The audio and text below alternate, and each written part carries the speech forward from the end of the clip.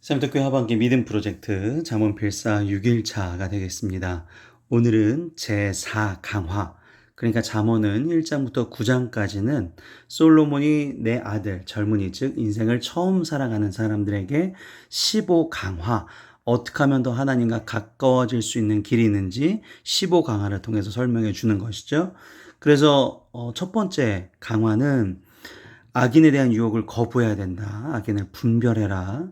그리고 지혜가 이제 의인화가 돼서 우매한 자들, 즉 지혜한테 오지 않고 다른 곳에 가는 사람들한테 경고를 하는 장면이 이 강화였습니다.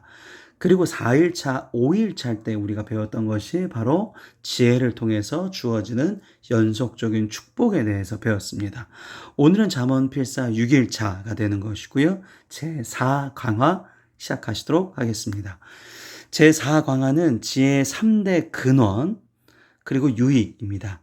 우리가 3강화 하실 때 보물 단어를 찾고 그것을 찾을 수 있는 방법 이렇게 대구하면서 설명했거든요. 오늘은 지킬 단어를 먼저 보시고 그 지킬 단어를 지키면 받는 보상 단어를 보시면 되겠습니다. 이러한 관점으로 오늘 1절부터 12절 보시면 되겠습니다. 1절의 말씀 보시죠. 지킬 것이 나오죠.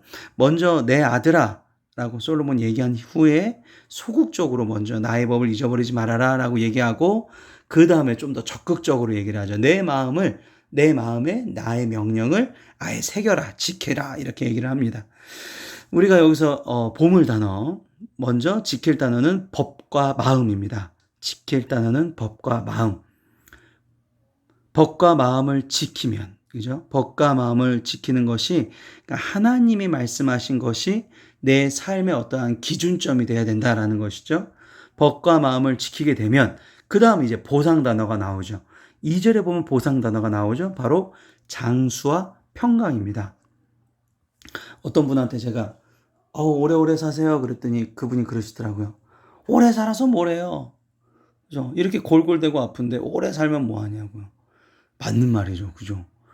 저도 막 부모님한테, 어머님한테 엄마 한 120까지 살아. 이러면 그게 과연 축복일까요? 저주일까요? 그죠? 해석하는 거에 다르겠죠? 그래서 여기 보시면 장수 뒤에 요 단어가 붙습니다. 많은 해를 누리게 한다라는 것이죠. 많은 해. 많은 해라는 단어가 이제 이 원어로 보면 우시에노트 하임이라는 뜻을 가지고 있어요. 그러니까 다시 말하면 그 생명을 뜻하는 삶을 뜻하는 그 하이, 생명을 뜻하는 하이의 단어, 그러니까 생명들의 해라는 뜻이거든요. 생명들의 연수. 그러니까 여기서 말하는 생명은 약간 건강하고 활력 있는 삶을 뜻합니다. 그러니까 이 성경에서 말하는 장수는 그냥 길이로서 오래 사는 장수가 아니라 생명력 넘치고 활력력 넘치는 삶이 오래도록 지속된다라는 것이죠. 그러니까 우리가 저희 아버님도 사실 그렇지만 우리가 정말 멋진 죽음이 뭐냐면 정말로 생명력 있고 활력 있게 살다가 죽기 전에 한 달만 딱 아프고 아니면 뭐 한 3일만 아프고 요렇고 딱 주님 품에 가는 게 사실 제일 좋지 않습니까? 그러니까 건강하고 활력 있는 삶을 살다가 즉 이걸 다시 좀 다른 말로 얘기하면 의미 있고 가치 있는 일들을 무수히 이뤄간 후에 하나님의 품에 거하게 된다라는 게 바로 성경에서 말하는 장수입니다. 그리고 또 하나 보상 단어가 평강이죠. 평강은 여러분이 아시는 원어입니다. 우리가 맨날 하는 단어죠. 샬롬이라는 단어입니다. 이 샬롬은요. 그냥 뭐 평안하셨어요? 식사하셨어요? 이런 정도의 의미가 아니라 하나님과의 관계가 괜찮았어요? 이웃과의 관계가 일주일 동안 괜찮았나요? 나 자신, 그러니까 스스로를 얼마나 사랑했나요? 공동체와의 관계가 괜찮았나요?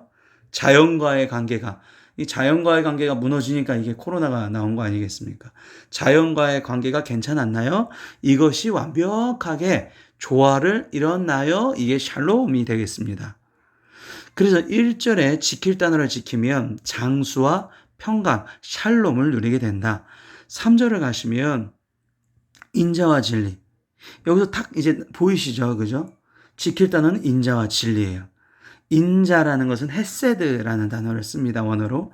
헤세드라는 뜻은 그러니까 원래 사람은 자기중심적이고 나만 생각하게 되는 존재인데, 그러다 보니까 상대방과 부딪히는 부분이 생기죠. 그러니까 미워하는 부분이 생기고, 그러다 보니까 이게 죄를 저지를 수밖에 없게 되는 거거든요.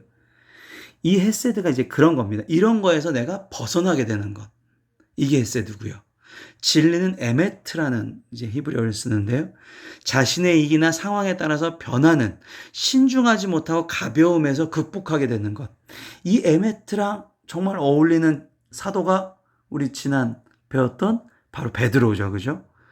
그냥 상황에 따라서 내가 이렇게 갔다가 어쩔 땐 또 이렇다가 막 변덕에 죽을 듯 하다가 내 성격이 막 이랬다가 저랬다가 막 이게 왔다 갔다 하는 그런 거에서 내가 가벼움에서 벗어날 수 있는, 극복해서 정말 개바, 반석, 베드로가 될 수 있는 유일한 길은 바로 진리를 쫓는 것, 에메트죠. 이 헤세드와 에메트를 하면 그럼 이제 보상 단어가 보이셔야죠. 4절에 은총과 귀중히 여김을 받는다. 하나님과 사람 앞에서, 여기서 정말 감사한 게 하나님도 사람도 그 수많은 사람들 그리고 하나님 앞에서 내가 은총이라는 거는 내가 사실 이거 받을 게 아닌데 받는 게 바로 은총이거든요. 하나님이 나에게 은총을 베푼다.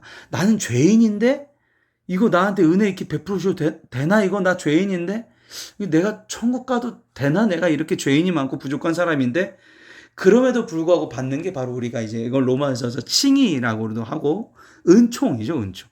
호의를 베풀어 주시는 거예요. 괜찮아. 받을 만해. 넌 내 자녀니까. 넌 내 딸이니까. 넌 괜찮아. 받을 수 있어. 그다음 귀중히 여김입니다. 귀중히 여김은 성공하고 번영한 사람을 뜻해요. 우리가 정말 좋아하는 단어죠. 성공하고 번영한 사람.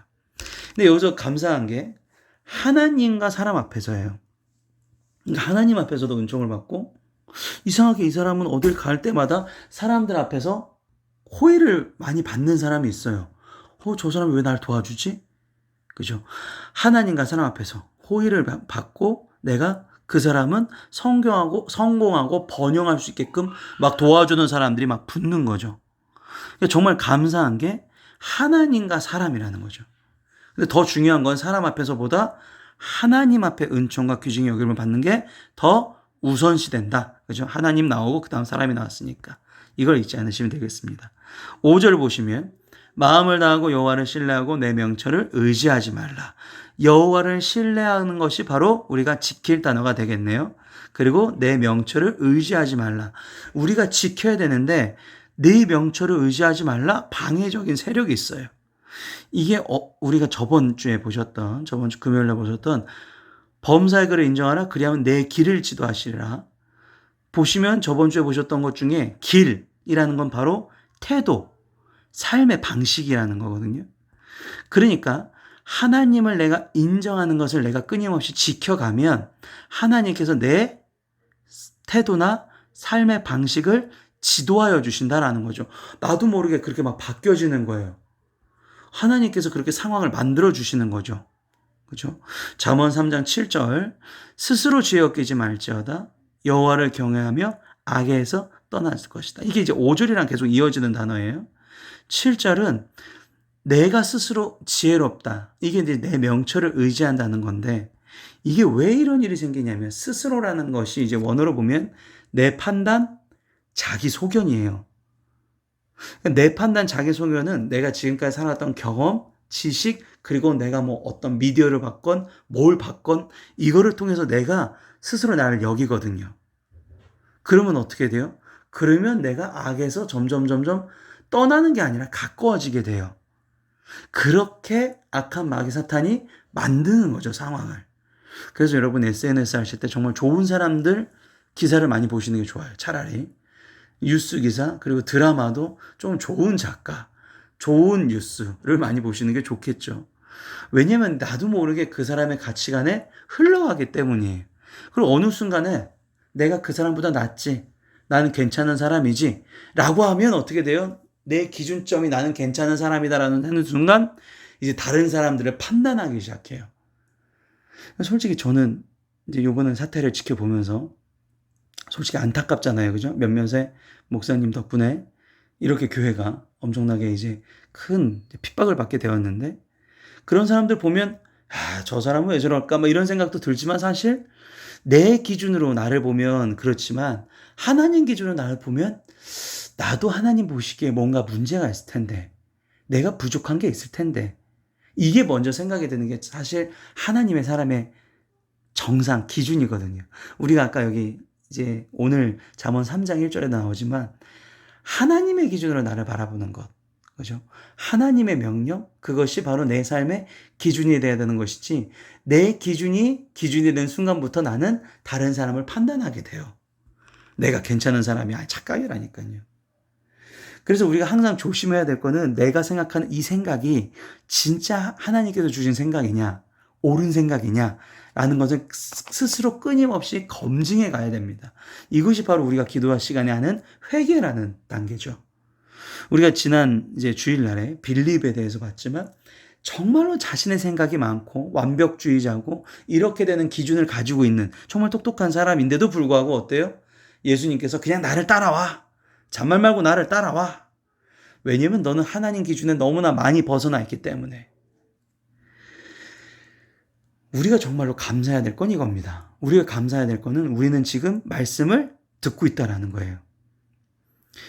뉴스에 보니까 기독교가 없어져야 되겠다. 개신교는 뭐 이제 사라져야 된다. 삼천교회 정도 교회, 서울에 있는 삼천교회 정도에 갔더니 공무원분들이 17개가 거의 한 20교회 정도가 대면 예배를 드렸대요. 이제 그런 기사가 올라오니까 많은 사람들이 개신교는 없어져야 된다라고 댓글을 달아요. 그럼 2980교회는 정상적으로 상식적으로 지키는 교회인데도 불구하고 없어져야 되는구나. 그럼 없어지는 게 맞을까요? 맞는 게 아니겠죠. 그죠? 교회가 없어지면 정말 이 대한민국을 지지하고 있는 대한민국을 기반으로 사회복지의 모든 전반 부분, 교육적인 부분, 정말 많은 부분이 사실 기독교가 기여하고 있는데도 불구하고 그들은 드러내지 않습니다. 그러니까 참 어떻게 보면 희생당하기 딱 좋은 단체이긴 해요. 아무리 욕을 먹어도 남을 섬겨요. 도와줘요. 사랑을 베풀어야 돼요. 왜 그러냐면 교회 믿는 사람들은 사람을 보면서 하는 일이 아니라 하나님에 대한 기준으로 일을 하기 때문에 그렇습니다. 저희들도 마찬가지거든요. 지금 이런 상황이 생겼더라도 불구하고 우리는 말씀에 따라서 잘 말씀을 받는 훈련을 하셔야 되는 것이죠. 그 기준을 잘 지킬 때 어떻게 되느냐. 이제부터 재미있는 부분입니다. 3장 8절부터 이제 보상 단어들이 막 쏟아지기 시작하는데 내 몸에 양약이 되어 내 골수를 윤택하게. 양약이 뭐냐면 이게 육체적인 회복을 뜻합니다. 육체적인 회복이에요. 그러니까 이 좋은 약이라는 거잖아요. 양약. 이게 이제 원어로 얘기하면 이제 리프트라는 단어를 쓰는데 이게 고치다라는 뜻을 가지고 있어요. 고치다, 치료하다. 이 고치다, 치료하다 동사가 뭐냐면 여러분 많이 이제 들으셨던 아마 히브리어일 텐데 라파. 우리가 왜 여호와 라파 하나님 막 이러잖아요. 창세기 20장 17절이나 출애굽기 15장 26절 같은 데 보면 여호와 라파, 그 라파가 치료하는 건데 이게 이제 영뿐만 아니라 육체까지도 치료함. 그러니까 건강함을 회복해야 된다라는 거죠. 양약. 그리고 내 골수를 윤택하게 한다. 이 골수가 이제 뼈입니다. 뼈를 윤택하게 한다. 그 뼈가 왜 그 마른 뼈의 생기를 이런 단어 이런 이제 성경 구절 많이 들어보시지 않았습니까? 그죠? 골수가 윤택하게 되는 거예요. 그러니까 그 뼈들이 마른 게 아니라 왜 시편 32편 3절 정도에 가시면 인간의 최고 고통과 쇠약함을 표현할 때 뼈가 쇠하고 진액이 마르는 뭐 이런 표현을 쓰는 부분이 나올 텐데 그게 이제 최악인데 제일 좋은 거는 그 뼈가 생명력이 풍부한 상태, 윤택하게 되는 게 최고의 단계예요. 그럼 이 최고의 단계가 되면 우리 아까 그 잠언 3장 2절에 위에 보시면 장수 나왔었죠. 이 상태가 되는 거예요. 건강하고 활력 있고 하나님이 시키는 모든 일을 할 수 있는 단계. 그리고 나서 또 9절에 내 재물과 내 소산물의 처음 익은 열매를 여호와를 공경하라. 우리가 지킬 게 뭐죠? 지킬 게 처음의 것들로 하나님 앞에 먼저 드리는 것이죠. 이게 우리가 이제 11조로 해석할 수도 있고 여러 가지로 해석할 수가 있는데, 처음 것을 하나님 앞에 먼저 드린다. 내가 나에게 주신 것 모든 것은 다 하나님께서 주셨다. 그러면 보상 단어가 10절에 네 창고가 가득히 차고 내 포도즙 틀에 새 포도즙이 넘치리라. 그러니까 물질적인 축복뿐만 아니라 물질적인 축복이 이어지면 어떻게 돼요? 정신적인 여유가 되죠. 막 카드 대금 입금 날짜 다가와서 막 돈 빨리 입금하라고 막 전화 오고 막 이러면 막 여유가 없어요. 막 어떡하지, 나 큰일 났네. 이거 장사가 잘 돼야 되는데. 근데 물질적으로 축복, 물질적으로 내가 풍성하면 창고에서 그냥 그거 몇 개 가져다 써. 그냥 가져가. 여유로운 거죠. 그죠? 정신적으로 여유롭다. 내가 하나님 앞에 왜 처음 것을 드려야 되는가? 왜 그러면서 하나님께서 나에게 주신 것에 대한 감사를 해야 되는가? 이 보상을 받기 위해서. 11절에 내 아들아 여호와를 징계를 경히 여기지 말라. 이거는 이제 조심해야 될 거예요. 내가 지킬 것 중에 하나가 하나님의 징계를 가볍게 생각하지 마라. 뭐 이런 일도 있고 저런 일도 있는 것 이렇게 생각하지 말아라. 이 하나님께서 나에게 어떠한 징계를 주실 때는 내가 지금 잘못 가고 있는 신호다라는 거죠. 그러니까 나에게 뭔가 안 좋은 일이 생길 때는 제일 중요한 것이 첫 번째 회개, 두 번째 감사예요. 그래서 제가 항상 기도 순서를 회감복이라고 말씀드리잖아요. 회개하고 감사하고 복을 간구하는 거죠. 내가 지금 잘 가고 있는가? 이게 12절에 보시면 아들한테 아빠가 너 이러면 안 되지라고 훈계하는 장면. 그러니까 하나님께서 우리에게 징계를 주시는 이유는 내가 잘못 갔기 때문에 사랑하셔서 징계를 주신다는 걸 믿으시기 바랍니다. 오늘도 잠언 3장 1절부터 11절의 말씀을 쓰시면서 다시 한번 상기하셔서 하나님이 여러분에게 주실 큰 복들을 누리시는 우리 샘덕교인들 되시기 바랍니다. 지금까지 윤유한 목사였습니다. 수고하셨습니다.